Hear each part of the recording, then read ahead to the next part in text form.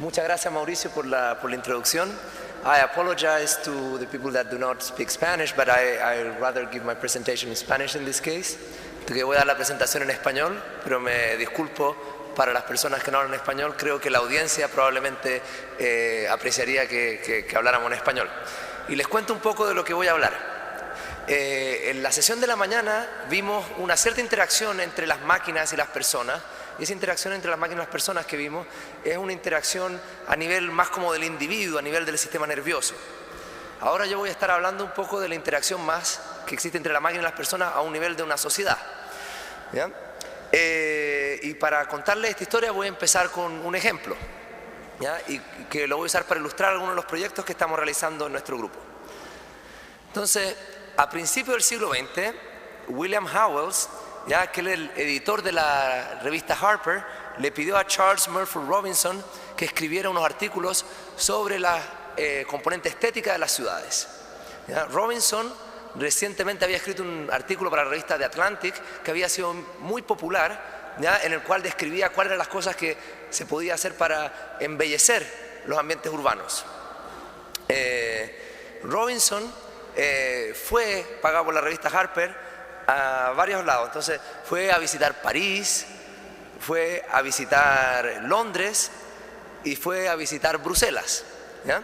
Y después vuelve a Estados Unidos y escribe estos 3 artículos, y la conclusión, ¿ya?, a la que llega Robinson es que las ciudades americanas como que no estaban a la medida, ¿ya?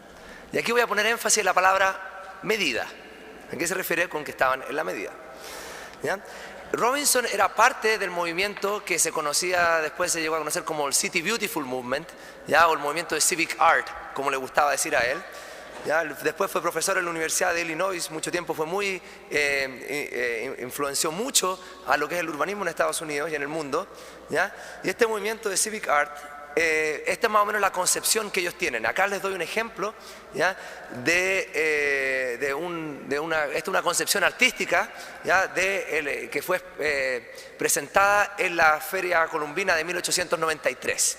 ¿Ya? Entonces, esta es una expresión artística, es una concepción de cómo la gente en esa época pensaba que las ciudades tenían que ser, y esta era gente que se preguntaba si es que la componente estética de las ciudades o cómo estas estaban estructuradas afectaba eventualmente, ¿ya?, el comportamiento de las personas de distinta manera. Probablemente esto es el principio de una historia bastante larga, esto es el principio del siglo XX. Después viene Ebenezer Howard. Ebenezer Howard viene con el concepto de lo que es el Garden City o la ciudad jardín, ¿ya? La idea del Garden City es que ellos dicen, mira, las ciudades ahora van a cambiar con esto de la invención del automóvil, la tecnología va a cambiar la manera que nosotros organizamos nuestras ciudades, y lo que vamos a tener eventualmente son ciudades que van a ser como parques en los cuales nosotros tenemos las viviendas dentro de estos parques. Esto es como la idea de los suburbios, la idea de mucho de lo que tiene Santiago. Santiago es una ciudad que en cierta manera creció arrancándose de sí misma y creció como en unos anillos que van cada vez a menor densidad y más lejos, ¿cierto? Ya. Pero la ciudad de Ebenezer Howard, el Garden City, es una ciudad que es de muy baja densidad. Después de Howard viene Le Corbusier. Le Corbusier reconcilia, ya, el concepto de densidad con el concepto como de Garden City, ¿ya? Y él presenta, acá si pueden ver, por ejemplo, este ejemplo, esto es París, y esta es la idea que él tenía para París, ¿ok?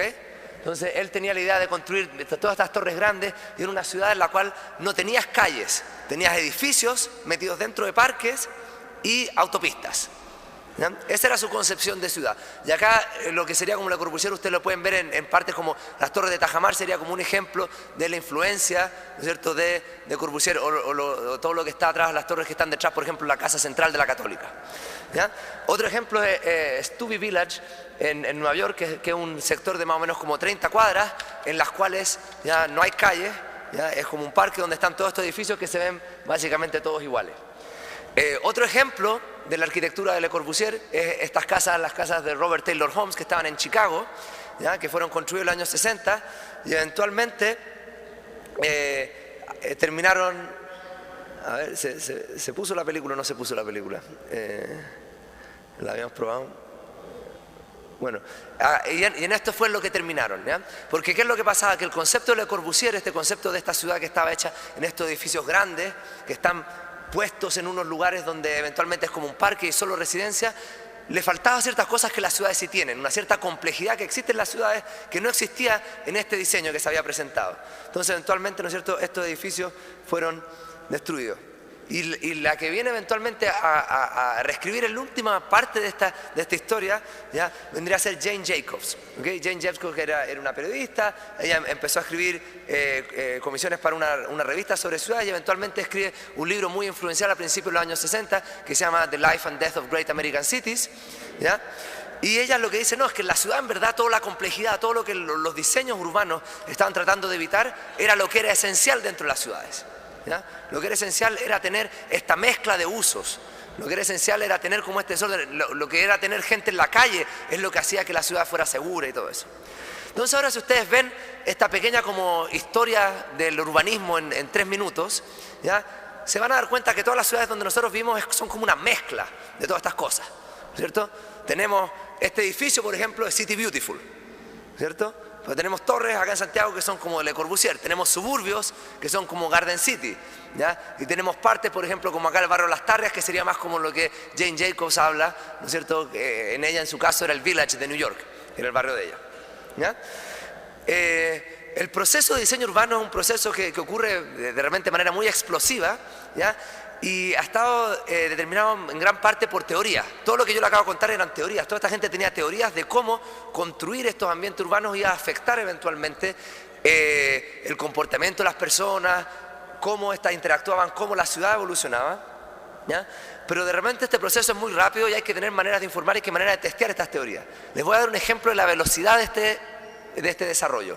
Acá estamos en el año 1990 y ustedes ven esta flechita roja, ¿ya? En la siguiente transparencia esa flechita roja va a estar a escala, ¿ya? Entonces, no sé, ¿alguien sabe qué lugar es este? ¿Y ahora? ¿No es cierto? Es Dubái, ¿ya? Entonces ustedes ven, esta es la flechita roja, está ahí, ¿ya? Ese es el cambio. Entonces ustedes ven que es un proceso como bastante acelerado, donde hay que tomar, ¿no es cierto?, un gran número de decisiones que son tomadas a través de más que nada como criterios teóricos y con muy poca data. Y nos queda siempre la pregunta, ¿cómo los lugares nos hacen sentir? ¿Ya? ¿Qué hace que un lugar nos haga sentir seguro? ¿Qué hace que un lugar se vea moderno? ¿Qué hace que un lugar se vea más único? ¿Que un lugar se vea de una cierta clase social? ¿Que un lugar se vea más vívido? ¿Ya? Y son preguntas que uno dice, bueno, estas son preguntas como quizás no tanto que se prestan para una ciencia cuantitativa. Entonces yo me hacía esas preguntas porque cuando uno viaja mucho, empieza como a pasar en distintas ciudades y uno empieza como a hacerse esas preguntas inevitablemente. Pero yo soy un tipo que soy muy cuantitativo, me gustan mucho los datos. Entonces dije, bueno, ¿cómo vamos a ser capaces de medir eso? Entonces, un proyecto que nosotros hacemos para poder eventualmente contestar a esas preguntas, medir esas preguntas, este proyecto Place Pulse. Entonces nosotros tenemos, y decimos, mira, en verdad las fotos ya están. Google, no sé por qué, puso todas las fotos disponibles de un montón de ciudades en esta herramienta que se llama Google Street View. Entonces nosotros tomamos las fotos de Google Street View, las podemos comparar y le preguntamos a las personas, entonces, ¿qué lugar te parece más único? ¿1 o 2? ¿Qué dirían ustedes? 1 o 2 en este caso. No sé si en el marcador del Colo se ve mejor, porque ahí está el marcador del estadio que pusieron. Pero se ve 1 o 2, dirían 2. ¿No es cierto? Ahora, ¿qué lugar como se ve de una clase social más alta? ¿La foto 1 o la foto 2? 2. ¿Eh? ¿Qué lugar se ve más seguro? 1 o 2. 1. Entonces la gente puede responder estas preguntas. Son preguntas muy simples, ¿ya? Son preguntas muy, muy simples. El truco es que son preguntas muy simples con data que ha sido recolectada por otros fines, ¿ya? Y eventualmente, ¿esto qué es lo que nos permite hacer? ¿Ya? Acá tengo una visualización de esta data en Nueva York. Entonces la gente va votando, ¿no es cierto? ¿Ya? Y nosotros podemos empezar a agregar estos votos. Y estos votos eventualmente nos ayudan a hacer lo que los urbanistas llaman un mapa evaluativo, ¿ya? Este es un mapa evaluativo de una ciudad. Entonces nosotros agregamos todos estos votos, ¿ya? Y eventualmente somos capaces de encontrar las partes de las ciudades que les va mejor, que les va peor, ¿ya? Y somos capaces de generar un ranking, ¿no es cierto?, de estos lugares, ¿ya? Entonces eso ya es como el primer peldaño en esta agenda de investigación. El primer peldaño es poder tener una forma de medir. Cuando ya tenemos una forma de medir, tenemos una forma de poder construir sobre esa medida y tener estos métodos cuantitativos. Entonces ahí van viendo, la barra, ¿no es cierto?, va bajando y fueron de los lugares que se veían más upper class a less upper class en New York. Si se dan cuenta, en Nueva York es un lugar que el 80% casi de la ciudad no se ve como lo que uno ve en las partes de Manhattan que son más lindas. Entonces esto, por ejemplo, nos ayuda a hacer estos rankings, pero obviamente lo que nosotros no queremos hacer es solamente un concurso de belleza. La idea no es hacer un concurso de belleza para las ciudades, se puede hacer mucho más. Por eso digo, este es el primer peldaño. Entonces les doy un ejemplo de lo que más se puede hacer. Los lugares que se ven seguros también tienden a parecer de clase social más alta. Hay una correlación entre la medida de las dos, ¿ya? Pero también hay outliers. ¿Qué es un outlier acá? ¿Qué es un tipo que no satisface la regresión? Bueno, es un tipo que en este caso, por ejemplo, este es un lugar que se ve de clase alta, pero no seguro, ¿ya? Es una pregunta que habría sido mucho más difícil contestar para la gente. La gente solo contestaba preguntas binarias, contestaban 1, 2 o igual, en una pregunta muy simple, pero ahora agregando esa respuesta nosotros podemos identificar ese lugar. Este es un lugar que se ve de clase social alta, pero inseguro, ¿ya? No vamos a preguntar un lugar que se ve de clase social baja, ¿ya? Pero seguro. Es un lugar como más vívido, con más movimiento, ¿no es cierto? ¿Ya? Nos podemos preguntar también un lugar que se ve, por ejemplo, único, pero no seguro, ¿ya? Y vamos identificando estas cosas de a poquito, ¿eh? Un lugar que se ve seguro, pero no único, así como mundano, por así decirlo, ¿ya? Y podemos identificar también un lugar que se ve seguro y único, ¿ya? Entonces le damos ahí un punto a los urbanistas que pusieron también los arbolitos esos que le dan un aspecto de paisaje. ¿Okay? Esto es una cierta cosa que uno puede hacer, pero en verdad uno puede hacer mucho más. Uno se puede hacer la pregunta, ¿no es cierto? La pregunta que todo el mundo probablemente se está haciendo es, bueno, ¿cuáles son los features, ¿no es cierto? Las cositas dentro de esta imagen que me afectan la evaluación. Entonces, el truco es el siguiente, esto es muy simple, porque ¿quién te dice que las imágenes que la gente tiene que votar tienen que ser 100% reales? ¿No es cierto? Entonces, esta imagen es una imagen falsa, una imagen modificada, ¿ya? Esta es la imagen real, ¿ya? Entonces, ¿no es cierto? Ir a recoger la basura, ¿no es cierto? Cuesta, uno le duele la espalda, ¿no es cierto? Pero sacarla en Photoshop, uno le duele el hombro nomás, ¿verdad? De mover la mano. Entonces uno la puede sacar, ¿no es cierto?, fácilmente en Photoshop, y uno puede preguntarse, entonces, bueno, ¿cómo hacer ese pequeño cambio afecta? Entonces uno tiene un experimento, en ciencia uno hace un experimento con un control. Holding all else equal, uno cambia solo un pequeño factor, ceteris paribus, es decir, dejando todo constante. Entonces, ahora, esto es como sale ahora, qué tan seguro se siente el lugar con la basura o sin la basura. Es un efecto que es estadísticamente significativo, que nosotros podemos medir. Entonces ahora ya podemos comparar cuánto nos cuesta sacar la basura con cuánto vale sacar la basura, ¿ya? Esta también es una foto modificada. Esta es la foto original, ¿ya? Nosotros podemos, ¿no es cierto?, hacer un trabajo en el que arreglamos la superficie, ¿ya?, del pavimento, ¿ya? Le hacemos la misma pregunta y acá vemos la diferencia también, el efecto que se genera a través de haber arreglado la superficie, ¿ya? Esta aquí es la foto original, nosotros podemos arreglar la superficie, en este caso, ¿ya? Y después podemos quitar el poste de acá atrás. Entonces ahora tenemos dos mutaciones, vamos haciendo como mutaciones, ¿no es cierto? ¿Ya? Entonces ahora comparamos, ¿no es cierto?, las mutaciones, vamos, clicker que se puede, y vemos ahora que, por ejemplo, el trabajo de haber cambiado la superficie se afectó, pero en este caso estos cables, que no había muchos cables, aquí no hay una diferencia significativa. Entonces hay un efecto de aquí a acá, pero no hay un efecto entre estas dos. ¿Ya? Y finalmente, acá, ¿no es cierto?, tenemos hartos cables, tenemos los cables de un tranvía, esto en Austria, ¿ya?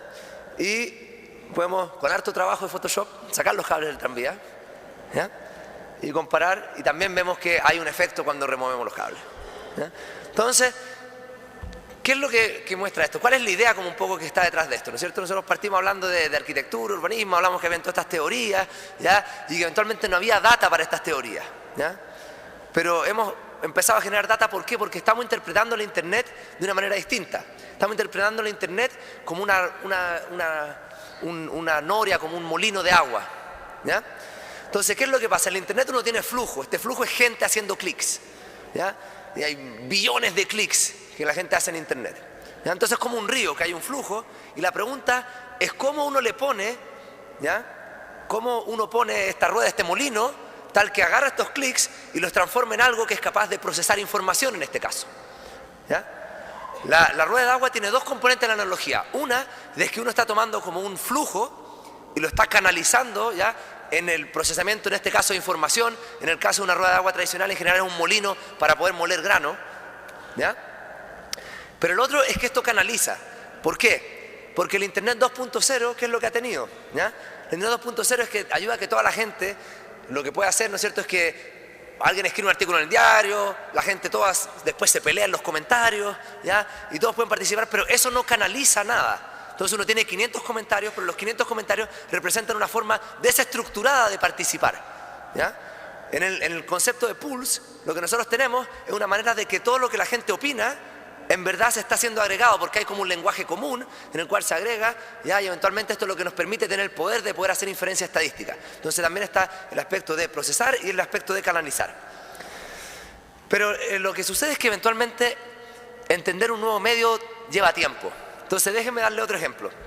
Estos son los hermanos Lumière. Los hermanos Lumière, como ustedes saben, ellos son los que desarrollaron las primeras cámaras cinematográficas. Entonces cuando ellos desarrollan las primeras cámaras cinematográficas, ¿qué es lo que pasa? La gente, bueno, desarrolla esta nueva cámara cinematográfica, ¿y qué es lo que hacen? Bueno, filman obras de teatro, o filman así como cosas de la vida cotidiana, ¿ya? Pero filmaban obras de teatro, ¿por qué? Porque eventualmente tenían un nuevo medio, ¿ya? La cámara fotográfica es un nuevo medio, pero no se les había al principio, como ocurrió, no se había desarrollado la corriente artística que construye sobre ese medio, en el cual tú te das cuenta, en verdad, yo puedo ahora hacer una película en que el tiempo va para atrás, ¿ya? En que yo muestro una persona adulta y en la siguiente escena lo muestro joven, ¿no es cierto? O que puedo mostrar una escena en un lugar y otra escena en otro lugar muy distante del mundo, ¿ya? Y puedo hacer todo ese tipo de cambios, toda la flexibilidad que te da este nuevo medio. Y se demoraron como 15 a 20 años en desarrollar las primeras ya como películas que nosotros reconoceríamos como algo que fue escrito y planeado considerando la tecnología que existía. Porque el teatro consideraba otra tecnología, ¿no es cierto? Consideraba un escenario, consideraba disfraces, consideraba, ¿no es cierto?, cosas de escenografía, pero no consideraba toda la flexibilidad que te da este nuevo medio. Entonces, hay un nuevo medio que ha sido generado con la Internet y de cierta manera este nuevo medio lo que nos ha dado es una infinidad de datos que antes no existían. Tenemos un acceso a una cantidad de datos mucho mayor que el que había antes y hemos hecho un trabajo, yo diría, bastante mediocre en algunos círculos para poder extraer e incluso compartir estos datos. Entonces les voy a dar un ejemplo. Hay una corriente que se llama Open Data. Open Data es un esfuerzo internacional en el que participan muchos países, ¿ya?, en el cual la idea es hacer disponibles datos de multilaterales o de gobiernos, tal que uno pueda aumentar la transparencia de las instituciones y uno pueda empoderar a ciudadanos y a funcionarios públicos por igual a que ellos hagan uso de esta data para tener nuevos usos. Entonces acá, por ejemplo, este acuerdo a data.gov, no sé si han ido, data.gov es la del gobierno de Estados Unidos, acá hay data.gov.cl, ¿ya? Entonces les voy a dar un ejemplo de que, dado este esfuerzo, que es lo que una gran organización como la OECD te ofrece con Open Data. Entonces mi abuelito, él es contador, ¿ya? Yo desde niño lo veía que él tiene como estos libros grandes así, donde tiene un montón de números y él los calcula y los borra así con liquid paper, ¿ya? Y eventualmente eso es como él maneja los datos. Y la OECD, cuando hace Open Data, básicamente te pone estos libros en la pantalla. Eso es lo que te da para ofrecer, ¿ya? Una información estructurada de una manera que es muy poco accesible, ¿no es cierto? Ya no hay como una API, una interfaz que uno pueda hacer para construir, para nada. Vamos a las Naciones Unidas. Naciones Unidas es un presupuesto de 2.000 millones de dólares al año. Estados Unidos paga un cuarto de ese presupuesto. ¿Y qué es lo que las Naciones Unidas tienen que ofrecer? ¿Ya? Este es el principal sitio de data de las Naciones Unidas, el UN Comtrade.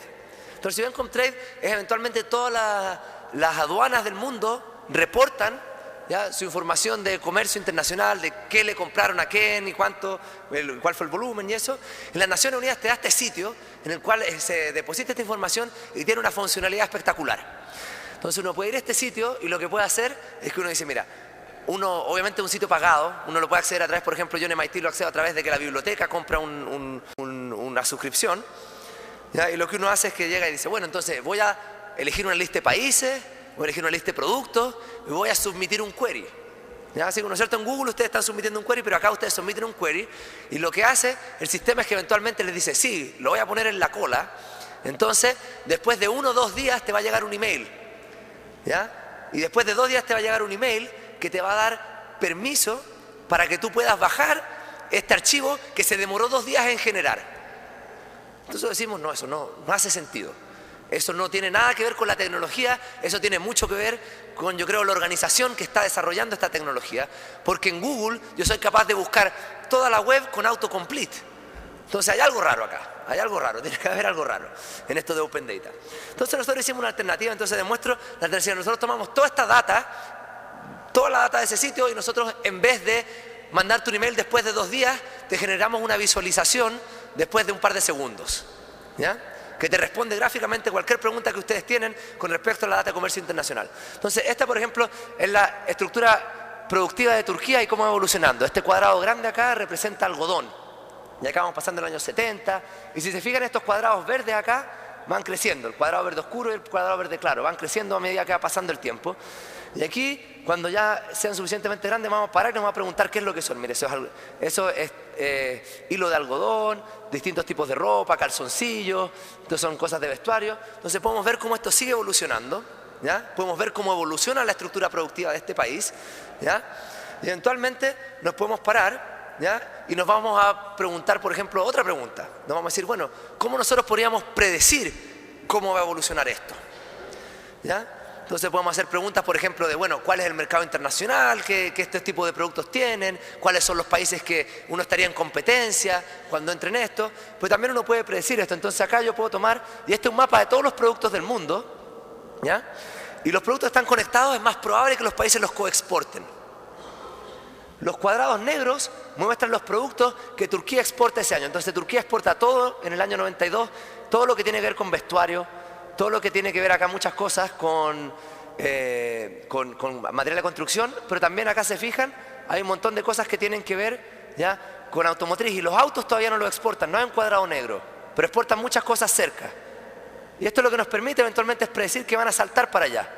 Porque claro, porque ya les queda cerca, hay una evolución de la estructura productiva que de hecho es coherente, y eventualmente, como ven, saltaron ahí, saltaron allá, se van desarrollando, saltando los productos que les quedan cerca en el espacio producto. Y esto lo que nos da es una capacidad de predecir el desarrollo productivo del futuro. Entonces ahora, si yo veo esta otra visualización, que es otra representación de la misma data, soy capaz de predecir que el año 2009 automóviles iba a ser unos productos, y de hecho es la principal exportación de Turquía. Si ustedes no sabían, Turquía es un exportador de automóviles. Entonces, pasemos a la siguiente. Entonces, esto es parte ya de un área de investigación más larga. La área que les conté de arquitectura es un área un poquito más nueva que hemos empezado hace un año, pero esto es parte de una área de investigación más larga que empezamos ya hace como 7 años y que recién lo publicamos en este libro, el Atlas de la Complejidad Económica, que lo pueden bajar gratis en atlas.media.mit.edu, y esa herramienta que yo les mostré también la pueden acceder gratis en ese mismo sitio. ¿Okay? Entonces pueden ver la estructura productiva del país o del producto que ustedes quieran y cómo esta evoluciona en el tiempo, ¿ya? También pueden ver, si les gusta más de la prensa popular, también hay artículos en el Financial Times, el Economist, etc. ¿Ya? Pero también lo que nos ha llevado la data no es solo a generar distintas maneras de recolectar data y hacer que la gente participe, ¿no es cierto? El primer proyecto que les mostré cambia la forma de participación, porque nosotros en Place Pulse hemos recolectado más de 600.000 votos ahora, ¿ya?, de personas, ¿no es cierto? 600.000 personas han participado en esta evaluación de las ciudades. En este otro proyecto mostramos que podemos representar data de manera distinta, ahora que tenemos grandes data disponibles, y al representar data de manera distinta podemos hacer predicciones, ya en sistemas que la gente no está acostumbrada a hacer predicciones. Pero también lo que nos ayuda a hacer es medidas distintas. Yo lo digo cuando nosotros hablamos de medidas así como el GDP per cápita o el PIB per cápita, ¿ya? Lo que estamos teniendo es una medida que fue inventada en los años 30 con unas limitaciones, con unos constraints de la tecnología de los años 30. Entonces es como que imagínense ustedes fueran al reporte del tiempo mañana, ¿ya?, y en vez de decirle cuál va a ser la temperatura de Santiago, les dijeran cuál va a ser la temperatura del continente sudamericano en promedio por la próxima semana. Es como, sí, si ese número es más bajo, más alto, probablemente algo va a correlacionar con la temperatura que haga en tu ciudad, pero es una cosa tan agregada que te entrega muy poquita información. Entonces uno quizás puede innovar un poco en las medidas, tomando más en cuenta la diversidad de cosas y la multidimensionalidad de los sistemas sociales. Entonces, como ustedes ven, lo que los países hacen importa, ¿ya? Y nosotros de hecho hemos generado medidas que a partir de lo que los países hacen nos ayudan a entender el nivel de desarrollo que tienen desde un punto de vista productivo. Y no voy a entrar mucho en el detalle de la medida. La medida están hechos, son unos métodos espectrales, un autovector, de una proyección de la matriz de quién hace qué, ¿ya? Pero esta medida eventualmente lo que nos permite hacer es, dado conocer quién hace qué, la matriz de quién hace qué, nosotros podemos inferir quién sabe qué, quién sabe cuánto, ¿ya? Y estas medidas les voy a dar así como una idea un poco de qué es lo que rankea. Yo tengo solo una matriz de ceros y unos, ¿ya? Y sé qué país hace qué. No sé nada más, ceros y unos, me limito a eso. Pero una matriz más o menos grande. Son 200 países y 1000 o 5000 productos, depende del nivel de agregación al que esté trabajando. Y ahora si yo hago esa matriz, hago estos métodos que nosotros diseñamos, ¿ya? Y me pregunto cuáles son los productos más sofisticados del mundo, me salen cosas como máquinas, por ejemplo, basadas en el uso de rayos X. Otro producto sofisticado sería instrumentos, ¿ya? Para análisis físicos o químicos. Los productos menos sofisticados del mundo, por estas medidas, sería el petróleo crudo, ¿no es cierto? Sería, ¿cómo que se llama? Estaño en su estado más crudo, ¿ya? Sería el algodón, también sin procesar, la cocoa sin procesar, los granos de cocoa, las semillas de sésamo. El país más sofisticado del mundo, ¿ya? Sería Japón, el segundo Alemania y el tercero sería Suiza, ¿ya? Entonces tenemos unas ciertas medidas que más o menos como que hacen sentido, pero hacer sentido en general, ¿ya? No te explica nada. Pues hay muchas cosas que hacen sentido, ¿ya? La religión hace sentido, pero no es una teoría predictiva. Entonces queremos tratar de ver qué es lo que podemos predecir con esto. Entonces vamos a tomar acá una medida basada en una teoría del mundo que estamos más acostumbrados, que es el ingreso per cápita. Y acá vamos a tomar la complejidad económica. Y vemos que hay como una correlación más o menos buena. Esta es nuestra medida basada en qué es lo que los países hacen y esto es cuánto ganan. Y la pregunta que nos vamos a hacer es, ¿qué es lo que importa? ¿Lo que tú haces o lo que tú ganas? ¿Ya? Entonces acá yo tomé 3 ejemplos. Este acá es Singapur, este es Chile y este es Pakistán. Y estos los tomo como ejemplo solo porque son 3 países que hacen exactamente el mismo número de productos. Pero cuando uno considera otras cosas de estos productos, como qué tantos países hacen esos productos, qué tan diversificados son los países que tú haces, y uno hace este método que nosotros tenemos, Singapur se agrupa con los países ricos, Pakistán con los países pobres, y Chile se queda más o menos donde mismo. Entonces tenemos una correlación más o menos buena, pero todas las cosas correlacionan con ingresos. El número de los kilómetros de calle, todas las cosas correlacionan con ingresos. Pero la pregunta es ¿quién sigue a quién? Es lo que se llama la causalidad de Granger. Entonces lo que yo puedo decir es que mira, si lo que importa es la complejidad, yo puedo empezar a pensar un poquito qué quiere decir estar afuera en la línea de este diagrama. ¿Qué es lo que quiere decir ser China, India, Ucrania, Armenia o Bielorrusia? Bueno, estos son países que nosotros estaríamos diciendo que tienen lo que se necesita, ¿ya? Para hacer las cosas que están hechas por países que ganan 10 veces lo que ellos ganan, ¿ya? They have what it takes to make the things that are done by countries that are, 10 times richer. Entonces, ¿quién debería crecer? Si yo soy capaz de hacer tu trabajo, pero cobro 1/10 del sueldo, es más probable que quizás mi sueldo crezca, ¿cierto? Estos países acá son países pobres, por ejemplo, Camerún, Sudán, pero dado lo que hacen, no deberían ser más ricos. Pero estos sí. Estos, dado lo que hacen, son muy ricos, ¿ya? Entonces yo puedo tomar el residuo, que es la distancia entre la línea de regresión y el punto, y ver si es que eso predice crecimiento, ¿ya? Y predice crecimiento como caballo, ¿ya? Entonces predice crecimiento muy fuerte. Entonces decir, bueno, pero es que hay otras cosas que entran, ya puede decir, es que está la gobernabilidad, está la educación. Me da la impresión que en Chile como que este año se habló un poco de educación, no me queda claro si es que eso fue algo que pasó o no, pero me da la impresión que sí hubo un diálogo en educación. Entonces uno puede decir, bueno, podemos comparar con otras cosas. Entonces en el libro nosotros comparamos con otras cosas. Entonces, por ejemplo, tomamos todos los indicadores de gobernabilidad del Banco Mundial, tomamos una regresión más o menos grande y vemos la contribución marginal a esta regresión de nuestras medidas de complejidad y de todas las medidas de gobernabilidad del Banco Mundial, ¿ya? Y la contribución marginal, después de controlar por el ingreso inicial, después de controlar por el crecimiento de las exportaciones de materias primas y un montón de otras cosas, ¿ya? Encontramos que la contribución marginal de nuestra variable de complejidad económica es 15%. 15%. Todas las variables de gobernabilidad del Banco Mundial juntas es como un 2%, y por separadas no son ni siquiera significativas, desde un punto de vista estadístico. Las variables de educación, esto es lo que nos va a nosotros, esto es como salen las variables de educación que tenemos. Ahora, esto es como nos va a nosotros y esto es como le va al índice de competitividad del World Economic Forum. Y ese índice sale todos los años y todos los años va a salir una noticia, ustedes van a ver en el diario, Chile o donde estén o Turquía sube un punto en el ranking, sube 2 posiciones en el ranking, baja 2 posiciones en el ranking. Esa noticia, el encabezado podría ser país tiene cambio estadísticamente no significativo en un ranking que no predice nada. ¿Ya? Claro.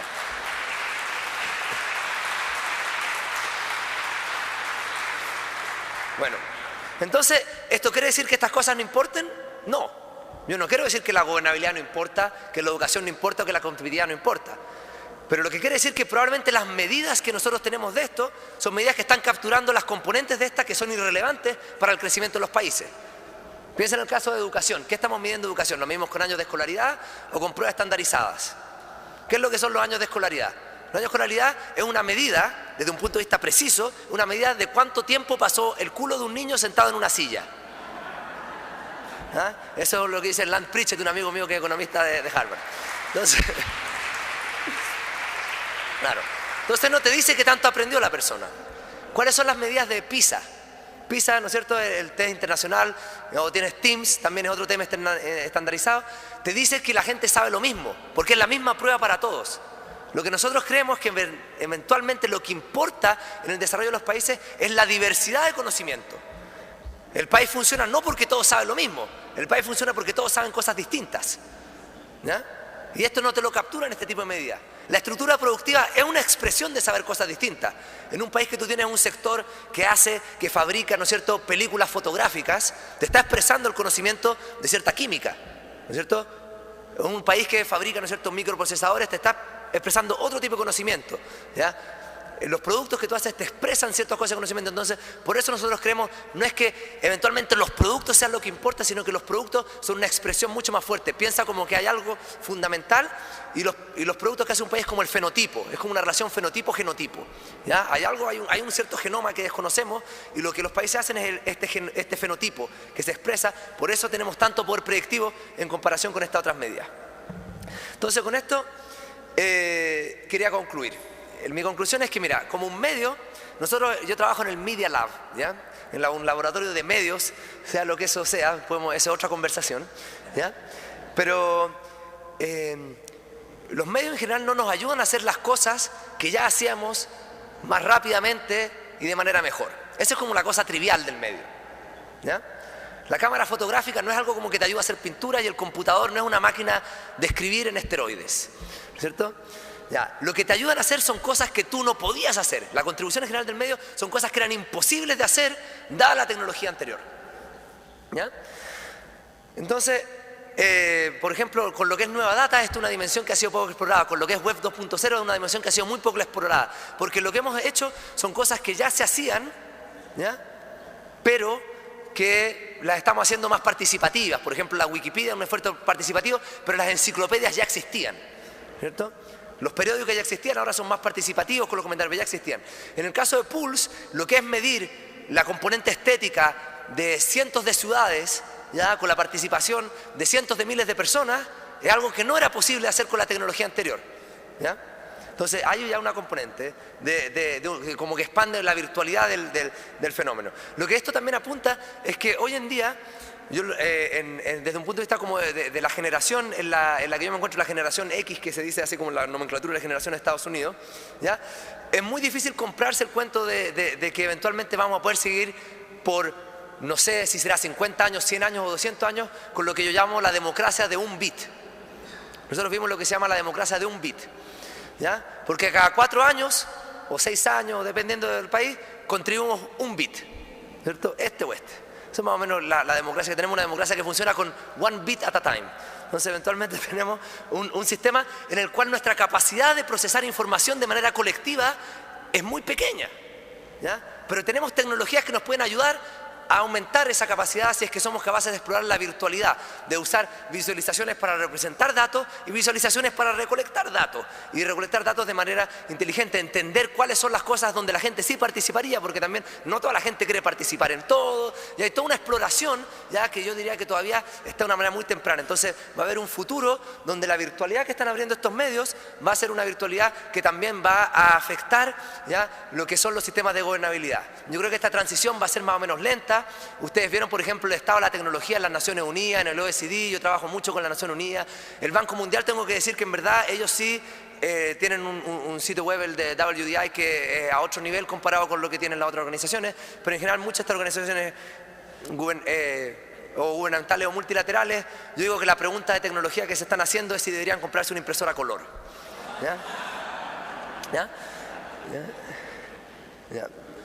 Entonces, eventualmente, a lo que va el mundo es que el policy va un poco más allá de siquiera abrir la data. Cuando ustedes van a data.gov o van al sitio de data abierta que hay acá, lo que ustedes van a encontrar, y por favor vayan a los sitios, vayan a data.gov, vayan a data.gov.cl, van a encontrar un montón de archivos, todos en formatos distintos, ¿ya? Todos estructurados de manera distinta, ¿ya? Muchos de cosas bastante irrelevantes, ya que son difíciles de encontrar, que es muy difícil de construir. ¿Ya? Lo que nosotros tenemos que construir ahora es construir los sistemas que demanden mejores datos, tener unas políticas que ayuden a abrir los datos. Por ejemplo, una de las cosas que nosotros hicimos también hace un par de años, publicamos un paper que salió en la portada de Nature, ¿ya? Donde fuimos el primer grupo en estudiar los patrones de movimiento humano basado en datos de teléfonos móviles.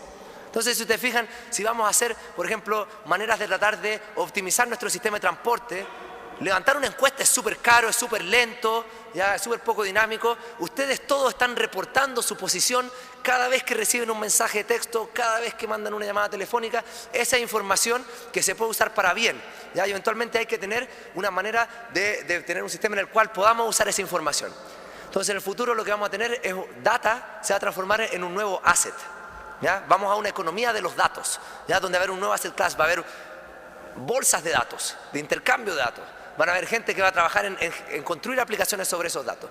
Y en eso yo me quería quedar en un futuro, de mostrarle un poquito de cómo nosotros estamos llegando a un futuro donde en verdad los datos van a ser parte central de nuestra economía, de nuestra gobernabilidad y de nuestro día a día. Y con eso quisiera darles muchas gracias y también agradecer al equipo de gente que trabaja conmigo. Gracias.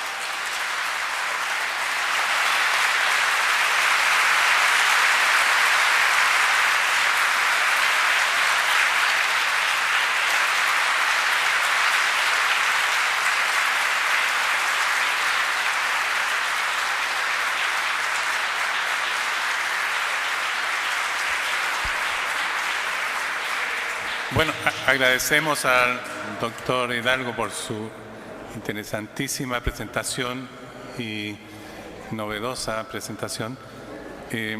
Al final de las dos presentaciones vamos a tener oportunidad para unas pocas preguntas, pero recuerden que mañana a las 10 hay un foro en que van a estar todos los presentadores y que se van a poder hacer todas las preguntas y comentarios que deseen.